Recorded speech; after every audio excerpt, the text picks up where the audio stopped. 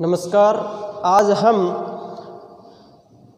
संघात्मक शासन के ऊपर चर्चा करेंगे कि संघात्मक शासन क्या होता है और उसमें अध्ययन करेंगे भारतीय संघीय शासन व्यवस्था के प्रमुख आधारभूत तत्वों कि भारत में जो संघात्मक शासन व्यवस्था है उसकी कौन कौन सी विशेषताएं हैं, इनके ऊपर हम चर्चा करेंगे।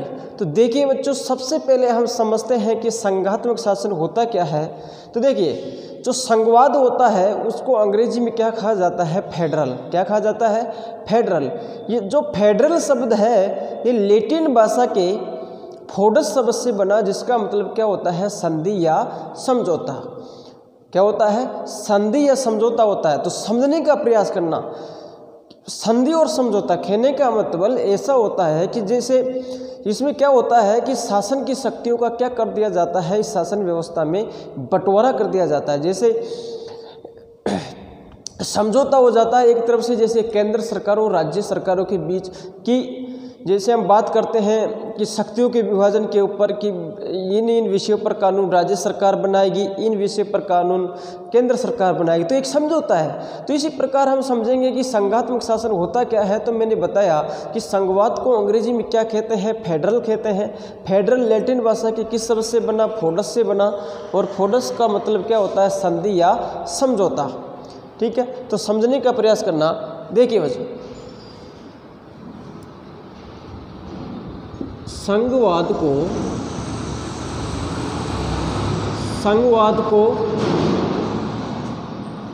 अंग्रेजी में क्या कहा जाता है? फेडरल। फेडरल कहते हैं। यह शब्द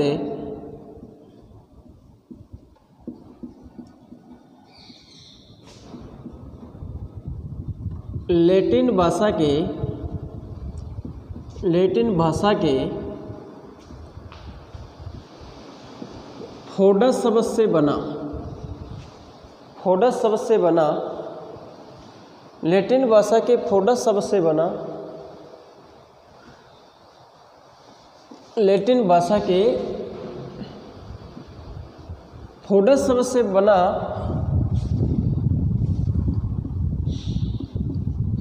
फोडस शब्द से बना है, जिसका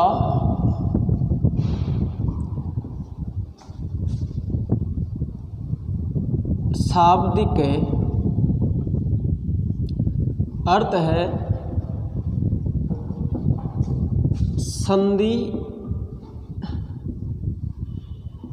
या समझौता।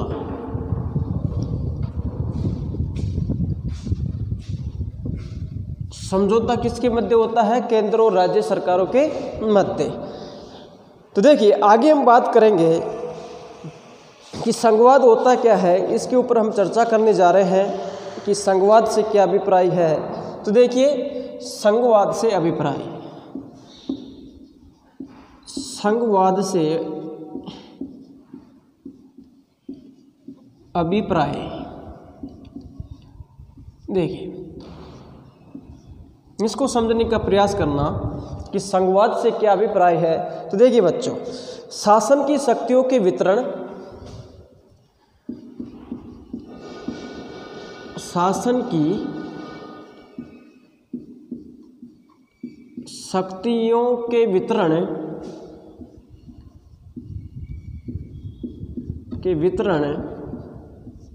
शासन की शक्तियों के वितरण एवं विभिन्न स्तरों के आधार पर,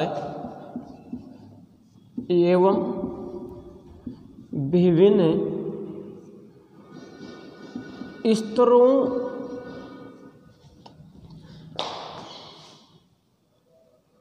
के आधार पर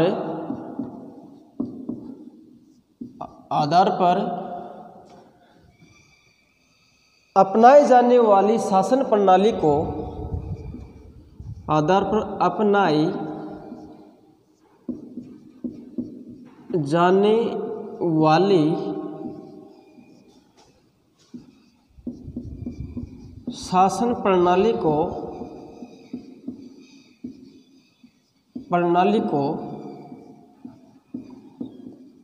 संघवाद कहते हैं।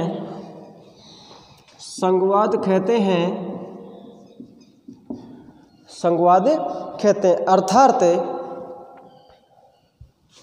अर्थात केंद्र व राज्य सरकार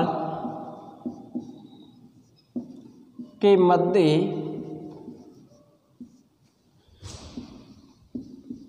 शक्तियों का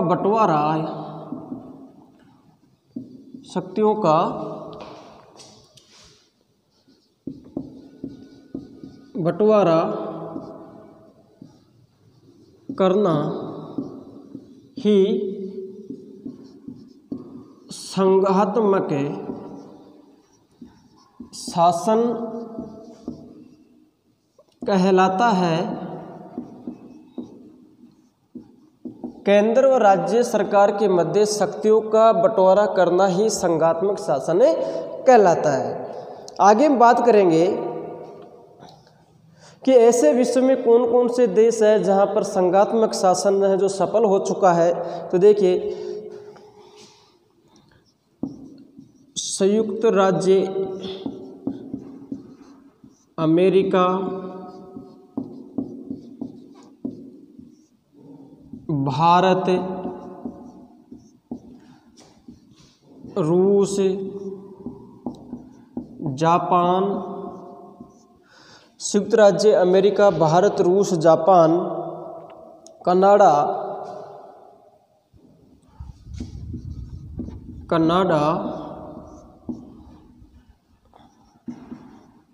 स्विट्जरलैंड सफल संघात्मक शासन व्यवस्था वाले देश है। देखिए बच्चों, हम अध्ययन कर रहे हैं संघात्मक शासन, और संघात्मक शासन भी कहाँ के ऊपर अध्ययन कर रहे हैं, भारत की संघीय व्यवस्था कैसी है, भारत में किस प्रकार का संघात्मक शासन है, इसके ऊपर हम चर्चा कर रहे हैं। तो देखिए, संघवाद को अंग्रेजी में क्या कहा जाता है? फेडरल कहते हैं। ये शब्द किस भाषा के शब्द से बना? लैटिन भाषा के शब्द से बना। और संघवाद को जो फेडरल है, इसको लैटिन भाषा में क्या कहा जाता है? फोडस।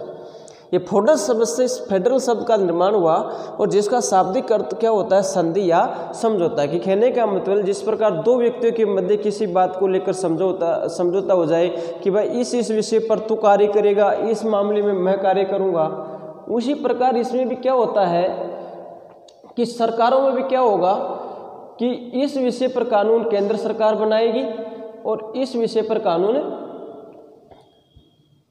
राज्य सरकार बनाएगी। तो देखिए, आगे हमने पढ़ा संघवाद से अभिप्राय तो शासन की शक्तियों के वितरण, कि शासन की शक्तियों का बंटवारा विभाजन किस प्रकार से होगा? विभिन्न स्तरों के आधार पर। विभिन्न स्तर कैसे?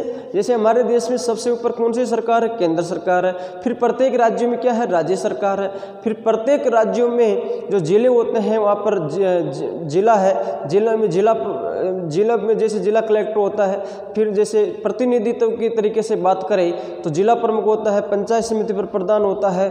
फिर अपने जो शासन की जो सबसे नीचे इकाई जो पंचायत समिति है वहाँ पर सरपंच होता है। कहने का मतलब विभिन्न स्तरों में शासन बटा हुआ है कि, तो कहने का मतलब हम यहाँ पर ये समझ रहे हैं कि शासन की शक्तियों का वितरण किस प्रकार से होगा, और विभिन्न स्तरों के आधार पर कि अपनाई जाने वाली शासन प्रणाली कि शासन को बांटा गया, शक्तियों का बंटवारा किया गया, इसे ही क्या कहा गया, संघवाद। क्या कहते हैं इसको ही, संघवाद कहते हैं। अर्थात केंद्र और राज्य सरकारों के मध्य, जो केंद्र और राज्य सरकार होती है उनके मध्य शक्तियों का बंटवारा करना, विभाजन करना ही कौन सा शासन कहलाता है, संघात्मक शासन कहलाता है। संयुक्त राज्य अमेरिका है, भारत है, रूस है, जापान है, कनाडा है, स्विट्जरलैंड है, ये देश ऐसे हैं यहाँ पर शासन, ये जो शासन है वो क्या हो चुका है, सफल हो चुका है। क्या हो चुका है, सफल हो चुका है। ये शासन यहाँ पर क्रियान्वित हो चुका है।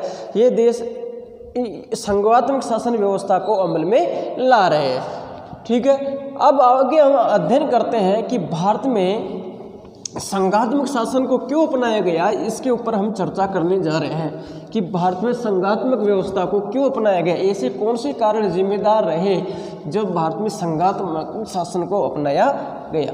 तो सबसे पहली बात, भारत क्या था, भारत का जो भौगोलिक क्षेत्रफल है वो क्या है, बहुत बड़ा था और यहाँ की जनसंख्या भी बहुत अधिक थी। यहाँ का जो सामाजिक परिवेश है उसमें भी विभिन्नताएं थी। यहाँ की जो भौगोलिक क्षेत्रफल है उसमें भी असमानताएं थी। इन सभी को ध्यान में देखते हुए हमारे देश के संविधान निर्माताओं ने सोचा कि जब तक शासन की शक्तियों का बंटवारा नहीं होगा, जब तक एक व्यक्ति के द्वारा या एक सरकार के द्वारा इतने बड़े देश का शासन नहीं संचालित किया जा सकता, इस बात को देखते हुए इस पर गहन विचार किया और हमारे संविधान निर्माताओं ने भारत के संविधान में क्या कर दिया, संघवाद शासन को अपना, संघात्मक शासन व्यवस्था पर बल दिया कि सरकार के दो स्तर होंगे, एक तो केंद्र सरकार और एक राज्य सरकार, और उनके मध्य क्या होगा, शक्तियों का विभाजन होगा। क्या होगा, शक्तियों का विभाजन होगा। तो देखिए भारत में संघात्मक शासन अपनाने के कारण, कि भारत में संघात्मक शासन क्यों अपनाया गया, तो देखिए भारत में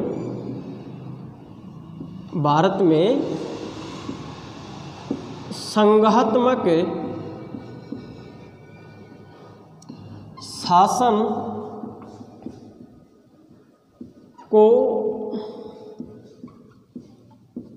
अपनाने के कारण, कि भारत में संघात्मक शासन को क्यों अपनाया गया, इसके कारण बताइए। तो देखिए भारत में संघात्मक शासन को क्यों अपनाया गया, इसका पहला कारण है भारत की भिन्न भिन्न संस्कृति, भारत की भिन्न भिन्न संस्कृति, भारत की भिन्न भिन्न संस्कृति, वेशभूषा,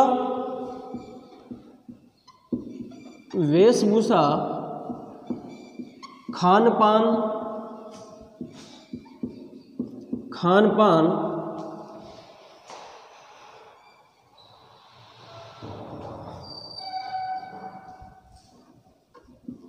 का होना।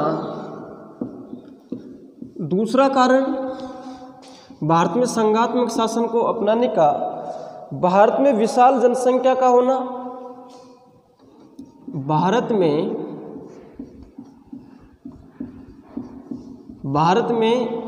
विशाल जनसंख्या का होना। तीसरा कारण भारत में संघात्मक व्यवस्था अपनाने का, भारत का विशाल भौगोलिक क्षेत्रफल होना, भारत का विशाल भौगोलिक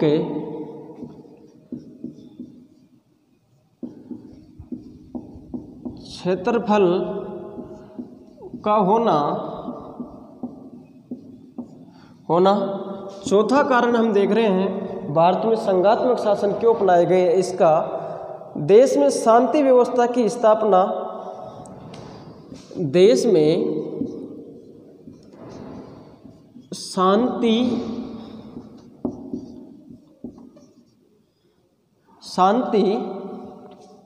व्यवस्था की स्थापना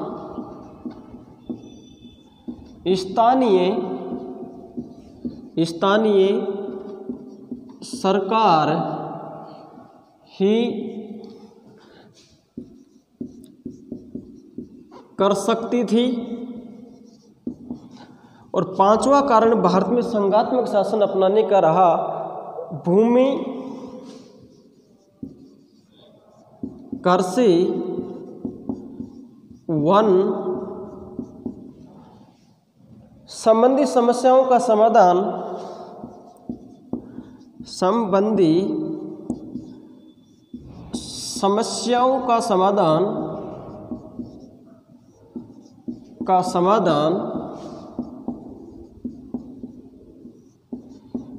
स्थानीय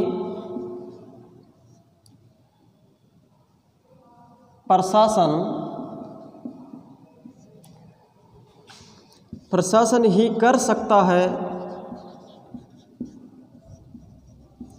तो देखिए, भारत में संघात्मक शासन को अपनाने के लिए मुख्य तौर पर 5 प्रकार के कारण जिम्मेदार रहे कि भारत में संघात्मक शासन अपनाया जाए। इसके लिए मुख्यतः कितने कारण जिम्मेदार रहे? 5 कारण जिम्मेदार रहे। पहला कारण क्या था? भारत की भिन्न भिन्न संस्कृति। भारत की संस्कृति की विशेषता है एकता में विविधता। कहने का मतलब भारत की जो संस्कृति है ऐसी है जिसमें अनेक धर्म को मानने वाले, अनेक समुदायों को मानने वाले लोग यहाँ पर रहते हैं। और यहाँ की जो संस्कृति है वो अलग अलग है। लोग अलग अलग देवी देवताओं में, गुरुओं में विश्वास करते हैं, रीति रिवाजों को अपनाते हैं, खान पान यहाँ का अलग अलग है। इस आधार पर भारत के लोगों ने भारत में संघात्मक शासन को अपनाया। क्यों? क्योंकि संघात्मक शासन होगा तो इससे क्षेत्र की जो सरकार होगी, वहाँ की जो जहाँ वहाँ पर प्रशासनिक व्यवस्थाएं जहाँ वहाँ पर विद्यमान होगी, वो उनकी संस्कृति, वेशभूषा, रहन सहन को समझते हुए उन पर शासन का नियंत्रण अच्छा कर पाएगी। क्योंकि केंद्र की जो सरकार है ये एक सरकार है जो संपूर्ण देश पर शासन, ऐसे संस्कृति वाले देश में अच्छा शासन नहीं कर सकती। दूसरा कारण था भारत में विशाल जनसंख्या का होना। भारत एक ऐसा देश था जिसमें क्या थी? विशाल जनसंख्या थी। कहने का मतलब जनसंख्या ज़्यादा है, इसलिए एक सरकार से यहाँ पर शासन नहीं चल सकता। इसलिए भारत में जो शासन की शक्तियाँ हैं या शासन की व्यवस्थाएं हैं उनको विभिन्न स्तरों पर उनका क्या कर दिया गया? बंटवारा कर दिया गया।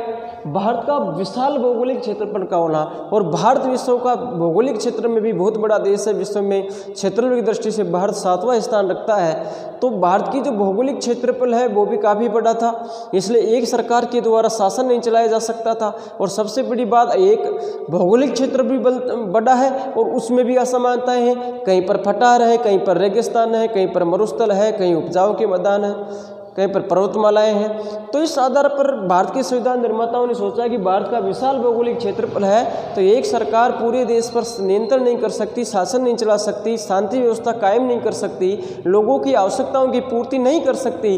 इस आधार पर भारत में शासन की शक्तियों का वितरण किया गया, विभाजन किया गया। चौथा कारण, देश में शांति व्यवस्था की स्थापना स्थानीय सरकार ही कर सकती है। चौथा कारण भारत में संघात्मक शासन अपनाने का रहा, वो कारण था कि देश में जो शांति व्यवस्था कौन सी सरकार कर सकती है? स्थानीय सरकार ही कर सकती है। क्योंकि क्षेत्र विशेष की जो जानकारी होती है स्थानीय सरकार को ज़्यादा होती है, केंद्र सरकार को नहीं होती है। और केंद्र स्थानीय सरकार के ऊपर कौन होती है भारत में? केंद्र सरकार। मैंने पहले ही बता दिया कि संघात्मक शासन में क्या है, शासन के स्तरों के आधार पर बांट दिया गया। सबसे ऊपर केंद्र सरकार, फिर राज्य सरकार। तो स्थानीय सरकार शांति व्यवस्था करने में ज़्यादा फायदेमंद होती है, ज़्यादा कारगर साबित होती है। और पांचवा कारण भारत में रहा संघात्मक शासन अपनाने का, भूमि कृषि वन संबंधी समस्याओं का समाधान भी कौन कर सकती थी? स्थानीय सरकार ही कर सकती है। तो इन पांचों कारण की वजह से भारत में क्या अपनाया गया? संघात्मक शासन को अपनाया गया। तो हमने चर्चा की संघात्मक शासन क्या होता है, हम अध्ययन करेंगे भारत की संघात्मक शासन व्यवस्था के आधारभूत तत्व, विशेषताएं, लक्षण, इसके ऊपर हम अध्ययन करने जा रहे हैं। तो आज हमने पढ़ा कि संघवाद को अंग्रेजी में क्या कहते हैं बच्चों? फेडरल कहा जाता है। क्या कहा जाता है? फेडरल। और ये फेडरल शब्द है लैटिन भाषा के किस शब्द से बना? फोडस शब्द से बना। और फोडस का मतलब क्या होता है? संधि या समझौता। आगे हमने पढ़ा संघवाद से अभिप्राय। तो संघवाद से अभिप्राय का मतलब क्या था? शासन के स्तरों के आधार पर अपनाए जाने वाली या शक्तियों के वितरण के आधार पर अपनाए जाने वाली शासन व्यवस्था को संघवाद कहते हैं। अर्थात केंद्र और राज्यों के मध्य शक्तियों का विभाजन करना ही संघात्मक शासन कहलाता है। आगे हमने अध्ययन किया कि ऐसे कौन कौन से देश हैं जहाँ पर संघात्मक शासन विद्यमान है। तो जापान है, स्विट्जरलैंड है, भारत है, कनाडा है, रूस है, संयुक्त राज्य अमेरिका है, ये ऐसे देश है जहाँ पर सफल संघात्मक व्यवस्था कायम है। उसके बाद में हमने अध्ययन किया कि भारत में संघात्मक शासन को क्यों अपनाया गया। तो हमने पढ़ा कि भारत की भिन्न भिन्न संस्कृति, वेशभूषा, खान पान का होना, भारत में विशाल जनसंख्या का होना, भारत का विशाल भौगोलिक क्षेत्रफल का होना, देश में शांति व्यवस्था की स्थापना स्थानीय सरकार ही कर सकती थी, भूमि, कृषि, वन संबंधी समस्याओं का समाधान स्थानीय प्रशासन ही कर सकता है। अतः इन सभी कारणों की वजह से भारत में संघात्मक शासन व्यवस्था को अपनाया गया।